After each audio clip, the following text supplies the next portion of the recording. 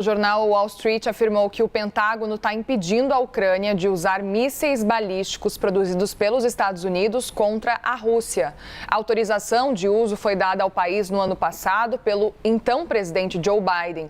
Vou chamar a nossa correspondente Priscila Asbeck, que está com a gente também nesse domingão, e vem trazer as informações para a gente sobre esses detalhes. Pri, bem-vinda, boa tarde, bom dia para você ainda. Conta pra gente os detalhes. Eu falo boa tarde por força de expressão, porque durante a semana eu trabalho, no período da tarde. Conta pra gente os detalhes, então, diante desse cenário, mais um impasse envolvendo a guerra na Ucrânia.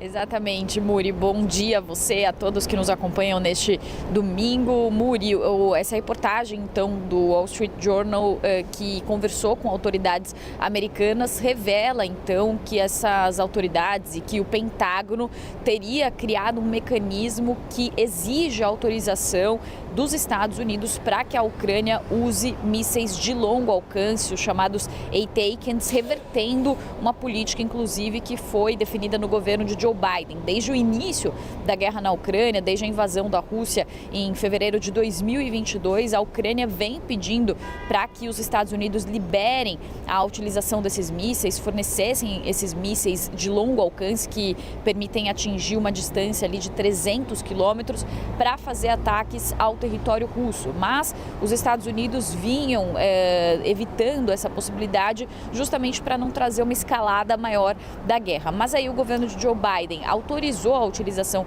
desses mísseis e aparentemente agora, então, o governo Trump reverte essa decisão. Segundo a reportagem do Wall Street Journal, esse procedimento de aprovação deve passar pelo Departamento de Defesa e, em pelo menos uma ocasião, a Ucrânia já tentou usar os ATACMS contra um alvo no território russo, mas a autorização foi rejeitada. Também essa revisão ela deve passar pelo secretário de Defesa, Pete Hegseth, e a secretária de imprensa da Casa Branca chegou a falar sobre a Ucrânia, a guerra na Ucrânia, não falou exatamente sobre isso, mas em um comunicado ela disse que o presidente Donald Trump deixou bem claro que a guerra na Ucrânia precisa acabar e falou que não houve nenhuma mudança na postura militar entre Rússia e Ucrânia nesse momento. Também Volodymyr Zelensky, nesse domingo, foi questionado por jornalistas sobre essa suposta autorização para utilizar esses mísseis de longo alcance, e ele falou que a Ucrânia tem ultimamente usado as suas próprias armas para atingir a Rússia e disse que não consulta Washington sobre isso. E hoje, Muri, é comemorado o Dia da Bandeira, o Dia da Independência, na Ucrânia. Ontem foi o Dia da Bandeira, que é o feriado mais importante nacional, e Donald Trump enviou uma carta ao presidente ucraniano Volodymyr Zelensky. Nessa carta ele disse que o povo da Ucrânia tem um espírito inquebrável e a coragem que inspira muitos.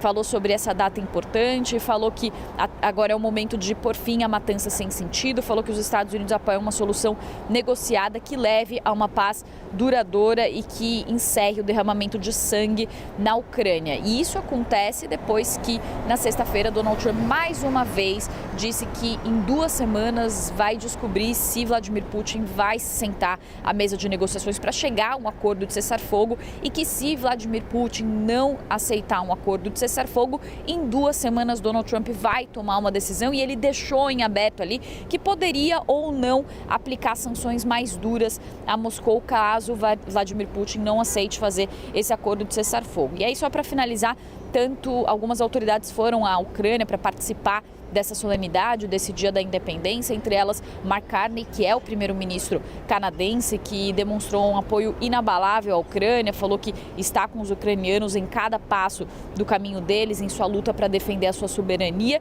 e também participou dessa celebração Keith Kellogg, que é o enviado dos Estados Unidos, enviado especial dos Estados Unidos, também representando os Estados Unidos. E neste domingo também Rússia e Ucrânia fizeram uma troca de prisioneiros, trocaram 146 prisioneiros de cada lado depois de uma intermediação dos Emirados Árabes Unidos, segundo informações que foram relatadas pelo Ministério da Defesa russo. Muri.